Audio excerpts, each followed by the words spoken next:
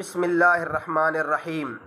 میرے محترم سامعین و ناظرین، آج جو میری گفتگو کا عنوان ہے وہ یہ ہے کہ اگر قسمت میں لکھا ملتا ہے تو محنت کی کیا ضرورت ہے۔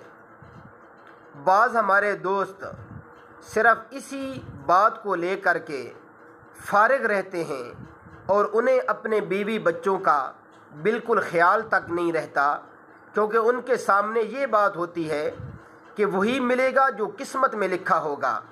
تو میرے محترم سامعین و ناظرین، یہ بات تو بالکل صحیح ہے کہ وہی ملے گا جو قسمت میں لکھا ہوتا ہے، اس سے زیادہ نہیں ملتا، لیکن حلال روزی کے لیے محنت ضرور کرنی چاہیے۔ قسمت کے حال کا کسی کو کیا پتہ کہ میری قسمت میں کیا لکھا ہے، کتنا لکھا ہے اور کب لکھا ہے، کب مجھے ملے گا، اچھا ملے گا، برا ملے گا۔ اس لیے میرے محترم سامعین و ناظرین، ہمارے ذمے محنت کرنا ضروری ہے، حرکت کرنا ضروری ہے، پھر اس محنت میں، اس حرکت میں برکت ڈالنا یہ اللہ کے ذمے ہے۔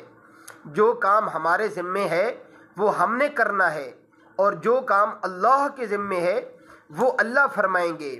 اگر ہم صرف یہ ذہن لے کے بیٹھے رہیں کہ وہی ملے گا جو قسمت میں لکھا ہے، تو یہ کم علمی ہے، کم عقلی ہے، بلکہ جہالت ہے۔